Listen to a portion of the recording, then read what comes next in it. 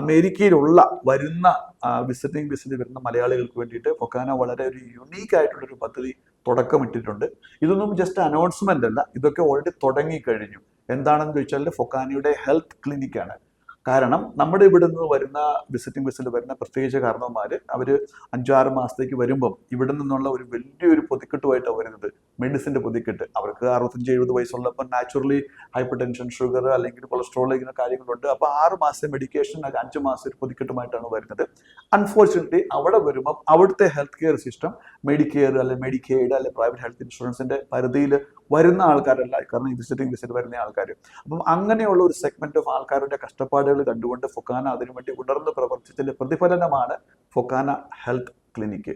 ന്യൂജേഴ്സിയിലും ബോസ്റ്റണിലും already launch ചെയ്ത് ആൾക്കാർക്ക് അതിനകത്ത് നിരവധി ആൾക്കാർക്ക് അതിന്റെ ബെനിഫിറ്റ് ഡയറക്റ്റ് കിട്ടിക്കൊണ്ടിരിക്കുകയാണ്. Next is going to be in Dallas. നാട്ടിൽ നിന്ന് തിരിച്ചു കഴിഞ്ഞ് ഫെബ്രുവരി, മാർച്ച്, ഏപ്രിൽ കൊണ്ടിട്ട് 10 ക്ലിനിക്കുകളുടെ അമേരിക്കയിൽ, പ്രത്യേകിച്ച് ഫിലഡൽഫിയയിൽ, ന്യൂയോർക്കിൽ, ഹൂസ്റ്റണിൽ, ടെക്സസിൽ, ഫ്ലോറിഡയിൽ തുടങ്ങിയ നഗരങ്ങളിലൂടെ അത് വ്യാപിപ്പിക്കാനുള്ള ഒരു പ്ലാനാണ്. ഇതൊരു ബൃഹത്തായ പദ്ധതിയാണ്, ഒരു ബ്രില്യൻ പ്ലാനാണ്.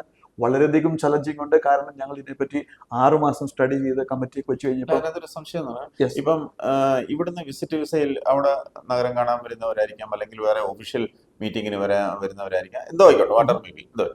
അപ്പോൾ ഈ വിസിറ്റിന് അവിടെ വരുന്ന ആളുകൾക്ക് സാധാരണ അവിടെ ഒരു ചികിത്സയ്ക്ക്, പെട്ടെന്നൊരു ചികിത്സയ്ക്കോ അല്ലെങ്കിൽ അതിനുള്ള ഒരു സംവിധാനം, അല്ലെങ്കിൽ അത്രത്തോളം പൈസ വേണം, അല്ലെങ്കിൽ അവിടെ പിന്നെ അവരെ ഏറ്റെടുത്ത് അവരുടെ ചെലവുകളെല്ലാം നടത്താൻ ഒരാൾ, അങ്ങനെയല്ലേ അവിടെ ചികിത്സ ആവശ്യമുണ്ടെങ്കിൽ കിട്ടുന്നത്? അമേരിക്കയുടെ ചികിത്സാ പദ്ധതി മോശമാണ് എന്നുള്ള മെസ്സേജ് അല്ല ഞാൻ പറയുന്നത്. അല്ല, ഞാൻ മോശമല്ല. അല്ല, ഒരു പ്രവാസി അല്ലാത്ത ഒരു വിസിറ്റർക്ക് അവിടെ വന്ന് വിസിറ്റ് ചെയ്യാൻ വരുന്ന ഒരു വിസിറ്റർക്ക് പെട്ടെന്ന് എന്തെങ്കിലും ഉണ്ടായാൽ അവർക്ക് ഈ അത്യാഹിതത്തിൽ അവർ ഫ്രീ ആണ്, സൗജന്യമാണ് അല്ലേ?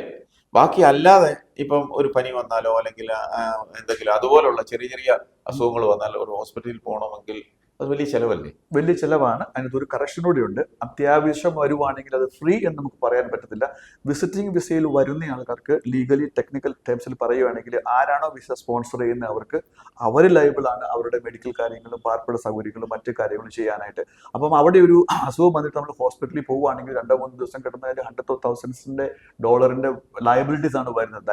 Huge liability. അതെ. അപ്പം നമ്മുടെ കോൺസെപ്റ്റ് ഇതാണ്, prevention is better than cure. അപ്പൊ എന്തുകൊണ്ടാണ് നമ്മൾ ഇങ്ങനെ ഒരു കോംപ്ലിക്കേഷൻ ഉള്ള ഇത്രയും മെഡിക്കേഷൻ കഴിക്കുന്ന ആൾക്കാർ 6 മാസം ഒരു ഡോക്ടറെ കാണാതെ അങ്ങനെ ഇരുന്നിട്ട് ഒരു കാര്യത്തെ എന്തിനാണ് ഇൻവൈറ്റ് ചെയ്യുന്നത്? Why are we waiting for a tragedy and then trying to correct it? അപ്പം അതിന് പകരം വളരെ പ്രൊആക്റ്റീവായിട്ട് അങ്ങനെ ഒരു ഡോക്ടർ ഉണ്ടെങ്കിൽ അമേരിക്കയിൽ വന്നിട്ട് ഒരു മലയാളിയായ ഡോക്ടറോട് ഒരു മലയാളം പറഞ്ഞു കൊണ്ടിട്ട് അവരുടെ ഒരു ബിപിയും ഷുഗറും മറ്റു കാര്യങ്ങളും ബേസിക് ആയിട്ടുള്ള കാര്യങ്ങളൊക്കെ ചെക്ക് ചെയ്ത് അവർ സംസാരിച്ച് കഴിയുമ്പം അവർക്ക് കിട്ടുന്ന ഒരു സൈക്കോളജിക്കൽ ഇമ്പാക്ട് അമേസിങ്. കാരണം ഞാൻ 2-3 പേഷ്യന്റെ കാര്യത്തിൽ ഞാൻ തന്നെ പേഴ്സണലി ഇൻവോൾവ് ആയി കണ്ടു കഴിഞ്ഞപ്പോൾ എനിക്ക് മനസ്സിലായി we did a right thing. ഇത് വളരെയധികം അപ്രീസിയേഷൻ നടക്കുന്നുണ്ട്. ഈവൻ ഇതൊരു മറ്റ് കമ്മ്യൂണിറ്റിയിലേക്ക് പോലും നമുക്കിതൊരു നല്ല പകർച്ചവ്യാധി പോണക്ക് സ്പ്രെഡ് ആക്കാവുന്ന ഒരു പ്രൊജക്ട് ആണ് എന്നാണ് എനിക്ക് തോന്നുന്നത്. നല്ലൊരു കാര്യം. കാരണം അതൊരു വലിയൊരു ഭാരിച്ച ചെലവും അത്ര പ്രവാസി വരുന്ന വിസിറ്റർക്ക് അത്രയും ചെലവാക്കാൻ ഒരു പക്ഷെ എല്ലാവർക്കും സാധിച്ചെന്ന് വരില്ല. പക്ഷെ അദ്ദേഹത്തെ ചിലപ്പോൾ കൊണ്ടുവരുന്ന ആളുകൾക്ക് അത് വലിയൊരു ബേർഡനായിട്ടൊക്കെ മാറും. അതിന് നിങ്ങൾ ഇതിനൊരു പരിഹാരമാവും. തീർച്ചയായിട്ടും അതൊരു വലിയ കാര്യം തന്നെയാണ്. വരുന്നവർക്കൊക്കെ ഒരു അത്യാവശ്യം ഡോക്ടറെ കണ്ട് കാര്യങ്ങൾ ചെയ്യണമെങ്കിലോ അല്ലെങ്കിൽ അവരെ ഒന്ന് അവരുടെ ചികിത്സ കാര്യങ്ങളൊക്കെ ഒന്ന് അപ്ഡേറ്റ് ചെയ്യണമെങ്കിലൊക്കെ അതൊരു വലിയ കാര്യമാണ്. ഒരു ഡിസ്ക്ലോഷറോട് പറയാൻ ആഗ്രഹിക്കുന്നു. ഞാൻ ക്ലെയിം ചെയ്യുന്നത് അല്ലെ ഫൊക്കാന ക്ലെയിം ചെയ്യുന്നത് എല്ലാ കോംപ്ലിക്കേഷൻസും ഈ ഫൊക്കാന ഹെൽത്ത് ക്ലിനിക്ക് ഡീൽ ചെയ്യും എന്നല്ല. ഒരു ഹാർട്ട് അറ്റാക്കോ സ്ട്രോക്കോ ഡെലിവറിയോ അങ്ങനെയുള്ള എന്തെങ്കിലും കോംപ്ലിക്കേഷൻ ആയിട്ടുള്ള കേസ് അങ്ങനെയുള്ളതല്ല ഉദ്ദേശിക്കുന്നത്. എന്നാൽ ബേസിക് ആയിട്ടുള്ള ട്രീറ്റ്മെന്റ് കാര്യങ്ങൾ, ബേസിക് ഡയഗ്നോസിസ്, സപ്പോർട്ട് സിസ്റ്റം, അങ്ങനെയുള്ള കാര്യങ്ങളാണ് നമ്മൾ ഇതിനകത്ത് ഉദ്ദേശിക്കുന്നത്. കാരണം അവിടെ നിയമപരമായി വളരെയധികം ചലഞ്ചുണ്ട്. ഇത് റിയൽ ഫാക്ട് പറഞ്ഞാൽ ഇറ്റ് വിൽ ബി സർപ്രൈസിങ്. അതായത് ഒരു ഹെൽത്ത് ക്ലിനിക്കിൽ ഒരു ഡോക്ടറെ നമുക്ക് മെയിൻറ്റെയിൻ ചെയ്യണമെങ്കിൽ $4,000 മുതൽ $5,000 പെർ മന്ത് മാൽ പ്രാക്ടീസ് ഇൻഷുറൻസിന്റെ എക്സ്പെൻസ് ഉണ്ട്. വിച്ച് മീൻസ് ഒരു ക്ലിനിക്ക് നമുക്ക് എസ്റ്റാബ്ലിഷ് ചെയ്യണമെങ്കിൽ അതിന്റെ റൺ ചെയ്യണമെങ്കിൽ we are talking about almost $50,000 a year annual liability ഇൻഷുറൻസിന്റെ കോസ്റ്റ് ആണ് വരുന്നത്. അപ്പം അത് എങ്ങനെ ഒരു ചലഞ്ച് വന്നപ്പം ഈ ക്ലിനിക്ക് പ്രാവർത്തികമാകോ എന്ന് പോലും സംശയിച്ച ഒരു നിമിഷം ഉണ്ടായിരുന്നു. എന്നാൽ അതിനെ മറികടന്നുകൊണ്ട് നമ്മൾ സ്ട്രാറ്റജി അല്പം ചേഞ്ച് ചെയ്തുകൊണ്ടാണ് ഇപ്പം ഇത് ഇംപ്ലിമെന്റ് ആക്കിക്കൊണ്ടിരിക്കുന്നത്. അവിടെയുള്ള ഗവൺമെന്റ് വൃത്തങ്ങൾ ഉൾപ്പെടെയുള്ള ആൾക്കാർ വളരെയധികം ശ്ലാഘിച്ച ഒരു ഇനീഷ്യേറ്റീവാണ് ഈ ഫൊക്കാനയുടെ ഹെൽത്ത് ക്ലിനിക്ക്. വളരെ നല്ലൊരു പ്രോജക്റ്റ് ആണ്, നല്ലൊരു കാര്യമാണ്. ഇവിടുന്ന് വരുന്ന വിസിറ്റേഴ്സിന് അത് എന്തുകൊണ്ടും പ്രയോജനകരമാകും. തന്നെയല്ല, നിങ്ങളൊക്കെ നടത്തുന്ന ഓരോ പ്രോഗ്രാമിനൊക്കെ ഇവിടെ നിന്നൊക്കെ പുതിയ ആളുകൾ വരാറുണ്ട്. അത് ഒഫീഷ്യൽസ് ആയാലും അല്ലെങ്കിൽ അല്ലാത്തുള്ള ആളുകളൊക്കെ വരാറ്. അവർക്കൊക്കെ ഒരു പക്ഷേ അവിടെ ഒന്നൊരു പനി ഉണ്ടായി അല്ലെങ്കിൽ ഒരു കടുത്ത എന്തെങ്കിലും ഒരു പ്രയാസം ഉണ്ടായാൽ പിന്നെ അവിടെ നിന്നൊരു ക്ലിനിക്കൽ സപ്പോർട്ട് കിട്ടുക എന്ന് പറയുന്നത് ചെറിയ കാര്യമല്ല, ഒരു വലിയ കാര്യം തന്നെയാണ്. അത് പൊക്കാൻ അങ്ങനെയുള്ള കാര്യങ്ങൾ ചെയ്യുന്നത് വലിയ കാര്യമാണ്.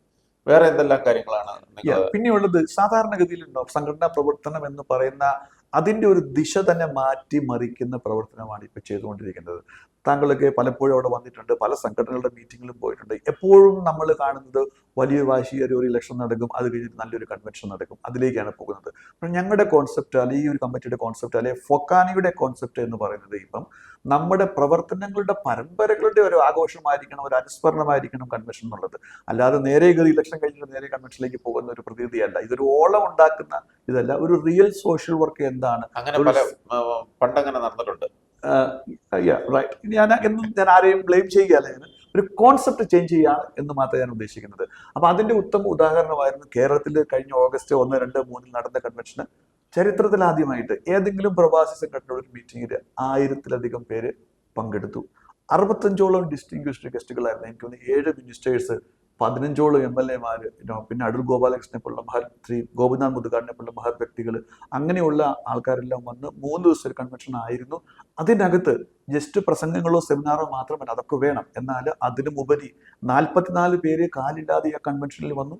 44 പേര് കാലുമായിട്ട് അവിടെ നിന്ന് പോയി.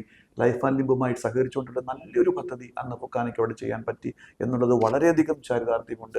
അതോടൊപ്പം തന്നെ ഇവിടെ ഉള്ളൊരു പ്രവണതയുണ്ട്. പലപ്പോഴും നമ്മുടെ കുട്ടികളൊക്കെ പഠിക്കാൻ വേണ്ടിയിട്ട് ലോൺ എടുത്തു കഴിഞ്ഞിട്ട് ലോൺ തിരിച്ചടയ്ക്കാൻ മേലാതെ പഠിച്ചു കഴിഞ്ഞിട്ട് സർട്ടിഫിക്കറ്റ് ഹോൾഡ് ചെയ്യുന്ന ഒരു സമ്പ്രദായം ഇവിടെ കാണുന്നുണ്ട്. മേ ബി ലീഗലാണെന്ന് എനിക്ക് തോന്നുന്നില്ല, ഇല്ലീഗലാണ്. പക്ഷെ എന്നാലും സമൂഹത്തിൻ്റെ ഒരു ശാപമായിട്ട് പല കുടുംബങ്ങളും ഞാനത് കണ്ടിട്ടുണ്ട്. അപ്പോൾ അതിന് പരിഹാരമായിട്ട് വുമൻസ് ഫോറത്തിന്റെ നേതൃത്വത്തിൽ, ശ്രീ രേവതി പിള്ളയുടെ നേതൃത്വത്തിൽ 26 കുടുംബങ്ങൾക്ക് സഹായമായിട്ടാണ് ഫൊക്കാനയുടെ ആ പദ്ധതി പോയത്, സ്കോളർഷിപ്പുമായിട്ട് പോയത്.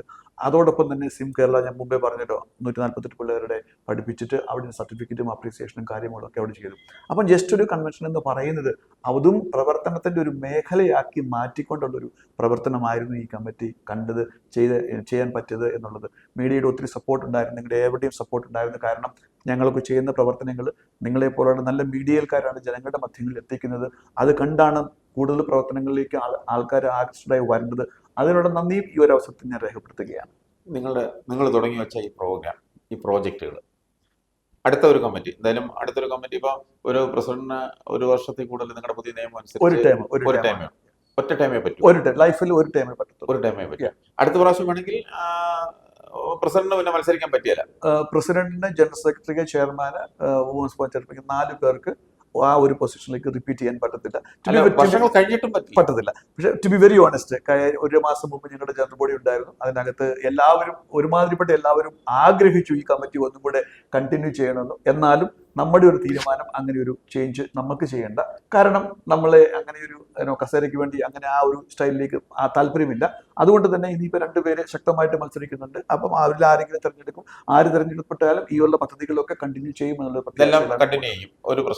കാരണം ഇതിന്റെ ഒരു അതായത് $500 പ്രോഗ്രാം നമ്മൾ കണ്ടിന്യൂ ചെയ്യുന്നുണ്ട്. കഴിഞ്ഞ 42 വർഷം ഫൊക്കാന 1983 തുടങ്ങിയ പ്രോഗ്രാമാണ്. അത് ഇന്നും ഒരു അണുപോലും തെറ്റാതെ വളരെയധികം നല്ല രീതിയിൽ അല്പം കൂടെ മുന്നേക്ക് പോകുന്നു, അല്ലാണ്ട് ഒരിക്കലും പുറകോട്ട് പോയിട്ടില്ല. ചില പ്രോഗ്രാമുകൾ അങ്ങനെയുണ്ട്. എന്നാൽ താങ്കൾ മുമ്പേ സൂചിപ്പിച്ച പോണക്ക് ചില പദ്ധതികൾ ഇടയ്ക്ക് പുതിയ ആൾക്കാർ വരുമ്പോൾ അത് ഇട്ടിട്ട് പോകുന്ന പ്രവണത കണ്ടിട്ടുണ്ട്.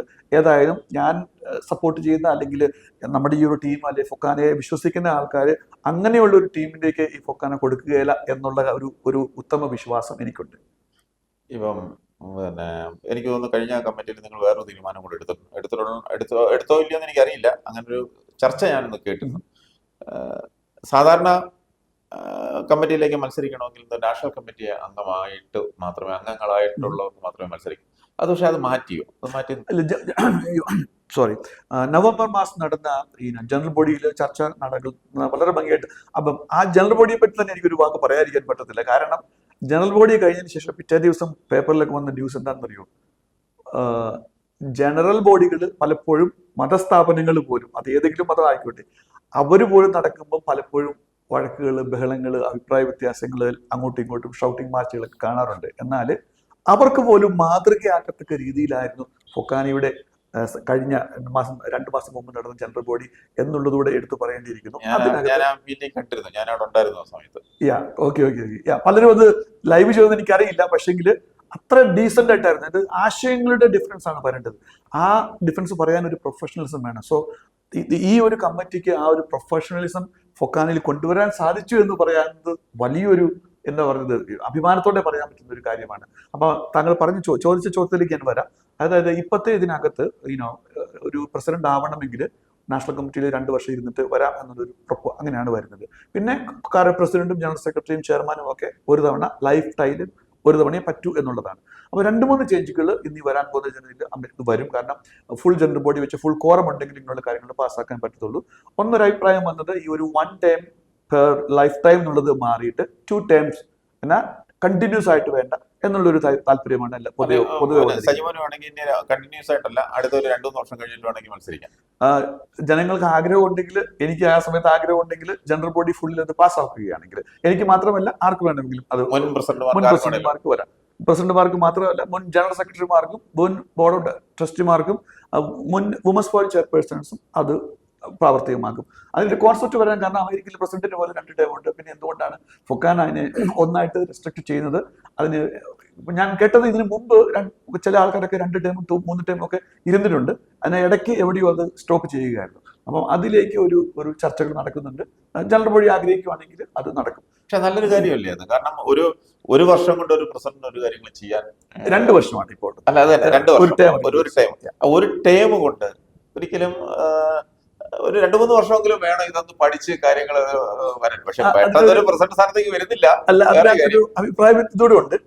ഒരു നല്ല പ്രസിഡന്റും ടീമും ആണെങ്കിൽ അത് കണ്ടിന്യൂ ചെയ്യുന്നതുകൊണ്ട് ജനങ്ങൾക്ക് ഉപകാരമേ ഉള്ളൂ. അതേസമയം ഒരു റോങ് പ്രസിഡന്റും റോങ് ടീമും ഉണ്ടെങ്കിൽ അതൊരു ലയബിലിറ്റി ആയിരിക്കും ഫൊക്കാനയ്ക്ക്. അപ്പം അങ്ങനെ ഒരു 2 കാര്യങ്ങളും ഉണ്ട് അതിനകത്ത്. അപ്പൊ അതുകൊണ്ട് തന്നെ കണ്ടിന്യൂസ് ആയിട്ട് വരാതെ അടുത്ത തവണ എപ്പോഴെങ്കിലും ഒരു ചാൻസ് ഉണ്ടെങ്കിൽ പിന്നെയും അവർ ഇലക്ഷനെ ഫേസ് ചെയ്യാണ്. അപ്പം പ്രവർത്തിക്കാത്തൊരു പ്രസിഡന്റ് പിന്നെയും മത്സരിക്കാൻ വരികയാണെങ്കിൽ നാച്ചുറലി അവർ തോറ്റുപോകും. അതാണ് വരാൻ പോകുന്നത്. ഒരു സംശയം, നിങ്ങളുടെ ഈ ഔദ്യോഗിക ഇരിക്കുന്ന ഒരാൾക്ക് മറ്റ് സംഘടനകളിൽ പ്രവർത്തിക്കാനുള്ള ഇതുണ്ടോ? മറ്റ് സിമിലർ സംഘടനകളിൽ പ്രവർത്തിക്കാൻ പറ്റത്തില്ല. അതിനകത്ത് ഡസന്റ് മേക്ക് എനി സെൻസ്. ഇപ്പൊ താങ്കള് എക്സാമ്പിൾ ആണ്. ഇപ്പം താങ്കൾ ഒരു UDF ഗവൺമെന്റിന്റെ പാർട്ടാണെങ്കിൽ താങ്കൾ UDF ആണ്. താങ്കൾ LDFന്റെ പാർട്ടാണെങ്കിൽ LDF ആണ്. LDFിൽ നിന്നുകൊണ്ട് എങ്ങനെ UDF പോകുന്നാൽ UDFിൽ നിന്നുണ്ട്. അപ്പൊ അങ്ങനെ ഒരു ഭരണപക്ഷം അങ്ങനെ ഒരു സംവിധാനം അവിടെ ഇല്ല. എന്നാല് മറ്റ് പല സംഘടനകളുണ്ട്.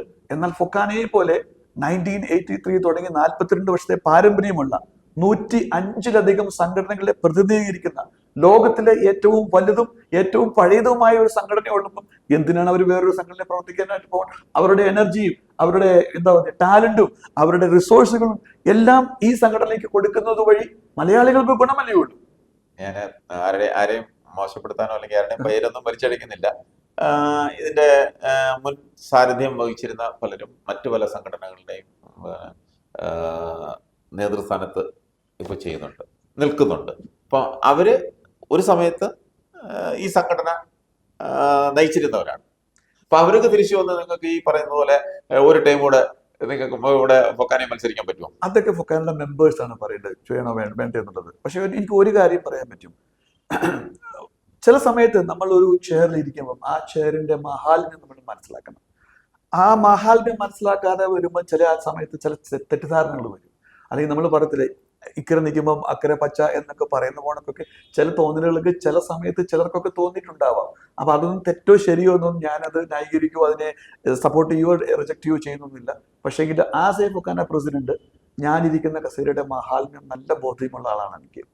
അതിന്റെ ഒരു മെസ്സേജ് എല്ലാവരോടും പറയാൻ വേണ്ടി ഞാൻ ചില തീരുമാനങ്ങളും അടുത്ത ജനറൽ ബോഡിയിൽ കൊണ്ടുവരുന്നുണ്ട്. അതൊരു തീരുമാനം ഇതാണ്: സംഘടനയെ എന്താണെന്ന് അറിയാത്ത ആൾക്കാർ വരാതിരിക്കാൻ വേണ്ടിയിട്ട് ഫൊക്കാനയുടെ നാഷണൽ കമ്മിറ്റിയിൽ 2 വർഷം ഇരുന്ന് ഏതെങ്കിലും ഒരു മെമ്പർ അസോസിയേഷന്റെ പ്രസിഡന്റോ ജനറൽ സെക്രട്ടറി ആയിട്ട് ഒരു 2 വർഷം വർക്ക് ചെയ്തിട്ടോ പ്രസിഡന്റ് പോലുള്ള പദങ്ങളിലേക്ക് മത്സരിക്കാനുള്ള എലിജിബിലിറ്റി വരാവൂ എന്നുള്ള ഒരു നിർദ്ദേശം ഫൊക്കാനയുടെ ജനറൽ കൗൺസിലിൽ 100% ആൾക്കാർ സപ്പോർട്ട് ചെയ്ത് കൊണ്ടുവന്നിട്ടുണ്ട്. അപ്പം അത് അടുത്ത് വരുന്ന ജനറൽ ബോഡിയിൽ പാസ്സാകും എന്നുള്ളതാണ് ഒരു പ്രതീക്ഷ എന്നുള്ളത്. അതോടൊപ്പം തന്നെ ഫൊക്കാനയുടെ എക്സിക്യൂട്ടീവ് കമ്മിറ്റിയിലേക്ക്, പലപ്പോഴും നമ്മുടെ ഒരു എക്സിക്യൂട്ടീവ് കമ്മിറ്റിയിലേക്ക് ഫൊക്കാന എന്താണെന്ന് അറിയാതെ വന്നു കഴിയുമ്പോൾ അവർ 2 വർഷം ഇവിടെ നിൽക്കും, 2 വർഷം അവിടെ പോകും, 2 വർഷം എവിടെയൊക്കെ നിൽക്കും. അങ്ങനെ ഒരു പ്രതിഭാസവും ചിലപ്പോൾ കാണുന്നുണ്ട്. ഇതും ആരുടെയും കുഴപ്പമല്ല, ഒരു മിസ്അണ്ടർസ്റ്റാൻഡിങ് ആണ്, അല്ലെ എന്താണ് എന്ന് മനസ്സിലാക്കാനുള്ള ഒരു എന്താ പറയുക, അതുകൊണ്ടുള്ളൊരു ഇത് ആശയം ഇത് അതുകൊണ്ടുള്ളൊരു പ്രശ്നമാണിത്. അപ്പൊ അതിനെ പരിഹരിക്കാനായിട്ട് കമ്മിറ്റി പ്രപ്പോസ് ചെയ്തിരിക്കുന്ന ഇതാണ്, നാഷണൽ കമ്മിറ്റിയിൽ 2 വർഷം ഇരുന്നതിന് ശേഷമേ എക്സിക്യൂട്ടീവ് കമ്മിറ്റിയിലേക്ക് മത്സരിക്കാവൂ എന്നുള്ളതാണ്. ഇപ്പം എല്ലാവരും പറയുന്നുണ്ട് ഈ ഒരു ടൈം നല്ല രീതിയിൽ പോകുന്നുണ്ട് സോഫാർ എന്ന് പറഞ്ഞിട്ടൊരു സീക്രട്ട് എന്താണെന്ന് ചോദിച്ചു കഴിഞ്ഞാൽ, ഞാൻ 2014 തൊട്ട് 16 വരെ ഒരു കമ്മിറ്റിയുടെയും പാർട്ടല്ലാതെ ഒരു സാധാരണ മെമ്പറായിട്ട് ഫൊക്കാനയിൽ ഒബ്സർവ് ചെയ്ത് സ്നേഹിച്ച് ഫൊക്കാനയ്ക്ക് വേണ്ടി പ്രവർത്തിച്ച വ്യക്തിയാണ്. 2016-18 ഞാൻ കമ്മിറ്റി മെമ്പറായി, 18-20 ഞാൻ ട്രഷററായി, 20-22 ഞാൻ ജനറൽ സെക്രട്ടറി ആയിരുന്നു, 22-24 ഞാൻ ബോർഡിലുണ്ടായിരുന്നു. അപ്പോൾ ഫൊക്കാനയുടെ 3 പ്രധാന വിങ്ങാണ്, ഒന്ന് board, national committee, executive committee. ഇതിന് 3ലും ഞാൻ 2 വർഷം പ്രവർത്തിച്ചത് മുതൽ ഈ സംഘടന എന്താണ് എന്ന് എനിക്ക് അറിയാൻ കഴിഞ്ഞു. അതും എൻ്റെ ഈ ഒരു കമ്മിറ്റിയുടെ വിജയത്തിന്റെ വലിയൊരു ഭാഗമാണ്. താങ്കള് ട്രഷറർ ആയിരുന്ന സമയത്ത് എനിക്കറിയാം, സെക്രട്ടറി ആയിരുന്ന സമയത്ത് അറിയാം, നല്ല നല്ല പ്രവർത്തനങ്ങൾ താങ്കൾ കാഴ്ചവെച്ചത് കൊണ്ടാണല്ലോ താങ്കൾക്ക് ഇത്രയും നല്ലൊരു ഭൂരിപക്ഷത്തിൽ, ഇപ്പൊ താങ്കള് പ്രതീക്ഷിക്കാത്ത ഭൂരിപക്ഷമാണ് താങ്കൾ പ്രസിഡന്റായി തെരഞ്ഞെടുക്കപ്പെട്ടപ്പോൾ താങ്കൾക്ക് കിട്ടിയത്. താങ്കളുടെ എതിർ സ്ഥാനാർത്ഥിക്ക് അത്രയും ഒരുപാട് എതിർ സ്ഥാനാർത്ഥി വിജയിക്കും എന്നൊക്കെ ഓരോ പ്രൊപ്പഗാൻഡ ഒക്കെ ഉണ്ടായിരുന്നുവെങ്കിലും താങ്കൾക്ക് ആ ഫൊക്കാനയുടെ അംഗങ്ങൾ തന്ന ഒരു പിന്തുണ വലുതാണ്. ഞാനൊരു ചെറിയ കറക്ഷൻ പറയാണ്, ഞാൻ ആരെയും എതിർ സ്ഥാനാർത്ഥി എന്ന് ഞാൻ പറയത്തില്ല, അവരെൻ്റെ കൊളീഗ്സ് ആണ്. എനിക്കെതിരെ മത്സരിച്ചെന്നേ ഉള്ളൂ. ആ മത്സരം കഴിഞ്ഞ മൊമെന്റിൽ അവര് നമ്മുടെ പാർട്ടായിട്ട് നിന്ന് നമ്മുടെ കൂടെ പ്രവർത്തിക്കണമെന്ന് ആഗ്രഹിച്ച ഒരേ ഒരു കമ്മിറ്റിയാണ് എനിക്ക് പറയാൻ പറ്റും. കാരണം സാധാരണഗതിയിൽ താങ്കളും ട്രാവൽ ചെയ്യുന്ന ആളാണ്, പല സംഘടനാ പ്രവർത്തനം കാണുന്നതാണ്. 1 ലക്ഷം കഴിഞ്ഞ് കഴിഞ്ഞാൽ തോക്കുന്ന ആൾക്കാർ പണിക്ക് കുറച്ച് നാളത്തേക്ക് മാറി നിൽക്കും, പിന്നെ അടുത്ത ഇലക്ഷൻ വരുമ്പോൾ പിന്നെ ടീമൊക്കെ ആയിട്ട് അവർ തിരിച്ചു വരും. അങ്ങനെയാണ് ഒരു പ്രവണതയുള്ളത്. അപ്പം നമ്മൾ ഇലക്ഷന് വൈദ്യുതി താങ്കൾ പറഞ്ഞുകൊണ്ടെങ്കിൽ ഇതൊരു തമ്പിങ് മജോറിറ്റി ആയിരുന്നു. 1 വോട്ട്, 2 വോട്ട്, 5 വോട്ട് അങ്ങനെയൊക്കെയാണ് സാധാരണ മാർജിൻ വരാറുള്ളത്. എന്നാൽ 180-ലധികം വോട്ടുകളുടെ ഡെലിഗേറ്റ്സിന്റെ ഭൂരിപക്ഷത്തോടുകൂടെ കമ്മിറ്റിയിലുള്ള എല്ലാവരും ജയിച്ചത്. എന്നാൽ തോറ്റ ആൾക്കാരെ ആരെയും നമ്മൾ അപമാനിക്കാതെ അവരെ നമ്മൾ ചേർത്ത് പിടിച്ചുകൊണ്ട്, ഇപ്പം ഞാൻ എക്സാമ്പിളായിട്ട് ഞാൻ പറയുകയാണ്, നിങ്ങളുടെ പാനലിൽ ഒരാൾ പോലും തോറ്റില്ലെന്ന് തോന്നുന്നു. ഇല്ല, ആരും തോറ്റില്ല, എല്ലാവരും ജയിച്ചു. എന്നാൽ ഞാൻ ബോർഡിന്റെ സ്ഥാനം വിട്ടപ്പം ആ സ്ഥാനത്തേക്ക് ഞാൻ തന്നെ തോപ്പിച്ചെന്ന് പറഞ്ഞാൽ ആ ഇലക്ഷനിൽ പരാജയപ്പെട്ട ലീല മാരറ്റിനെയാണ് നമ്മൾ പ്രപ്പോസ് ചെയ്തത്. ലീല ചേച്ചി ഇപ്പം നമ്മുടെ ബോർഡിന്റെ പാർട്ടായിട്ട് വർക്ക് ചെയ്യുന്നു. അങ്ങനെ ഒരു നല്ല എക്സാമ്പിൾ ബാക്കി എല്ലാവരെയും ഉൾപ്പെടുത്തിക്കൊണ്ടുള്ള ഒരു സംഘടനാ പ്രവർത്തനമാണ് പൊയ്ക്കൊണ്ടിരിക്കുന്നത്. അതും ഒരു നല്ല മാതൃകയാണ്. അതായത് ഇലക്ഷൻ എന്ന് പറയുന്നത് അത് ആ റിസൾട്ട് വരുമ്പോൾ വിടണം, അത് കഴിഞ്ഞിട്ട് പിന്നെ ജയിച്ചു തോറ്റു എന്നൊക്കെ പറഞ്ഞുകൊണ്ട് എല്ലാവരും ഒരുമിച്ച് പ്രവർത്തിക്കണം.